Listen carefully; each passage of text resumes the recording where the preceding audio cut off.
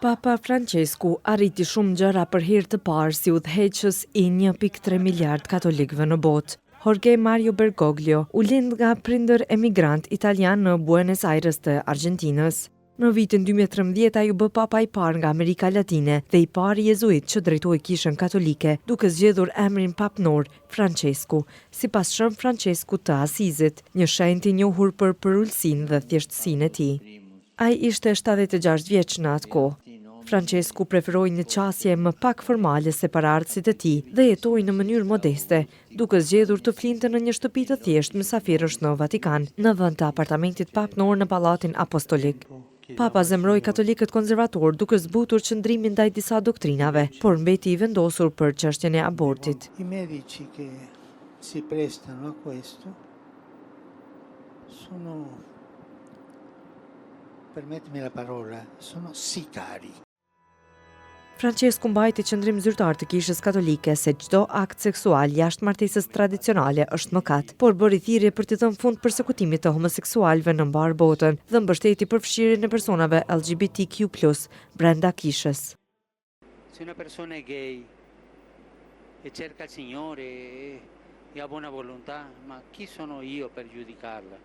Ai zgjeroi qasjen në kungim për ata që ishin të shkurorzuar dhe të martuar sërish.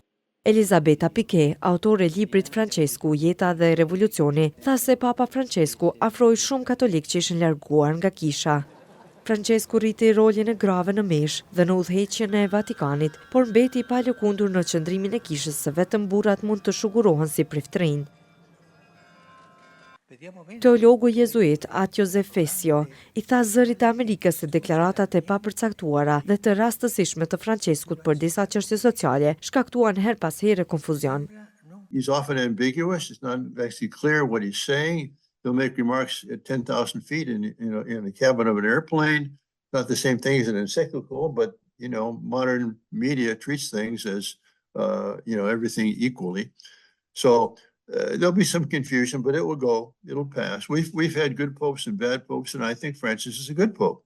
But I don't think he's as clear nor as profound as his two predecessors. Francesku dërgoi një letër peshkopëve amerikan duke thënë se ndihma për emigrantët është një detyrim moral dhe kritikoi anëtarë të lartë katolik të administratës amerikane për përpjekjet e tyre të ashpra për të zbatuar ligjet e emigracionit dhe për dëbimet masive. Ai udhtoi në më shumë se 60 vende si pap. Shëndeti I tij u përkëtsua dhe duke përdorur një karrikë me rrota, Papa Francesku vizitoi 4 vende të rajonit Azi Patsor në vitin 2024. Në Sudanin e Jugut, gjatë një meshe para mira njerëzve, ai bëri thirrje për paqe. Në Irak ai u përpoq të kapërcejë ndasitë mes të krishterëve dhe myslimanëve. Në Kubë ai punoi për të zbutur marrëdhëniet mes SBA-s dhe Kubës. Kina nuk e ftoi kurrë, por ai arriti një marrëveshje historike dhe të diskutueshme mbi mënyrën se si Pekini I cakton peshkopët katolik. Papa Francesku punoi për një marrëveshje paqeje midis Moskës dhe Kievit për luftën në Ukrainë, por nuk arriti ta realizojë atë. In nome di Dio vi chiedo fermate questo massacro. Papa Francesku zot pas dorëheqjes së Papës Benedikt, I cili u bë papa I parë që hoqi dorë për arsye shëndetësore, duke krijuar një dekadë të pazakontë mes dy papëve të gjallë deri më vdekjen e Benediktit në dhjetor të vitit 2022. Francesku vuajti nga probleme shëndetësore gjatë gjithë jetës, duke humbur një pjesë të mushkërive në rini. Më vonë ai pati probleme me gjunjët dhe çrregullime të përsëritura në mushkëri.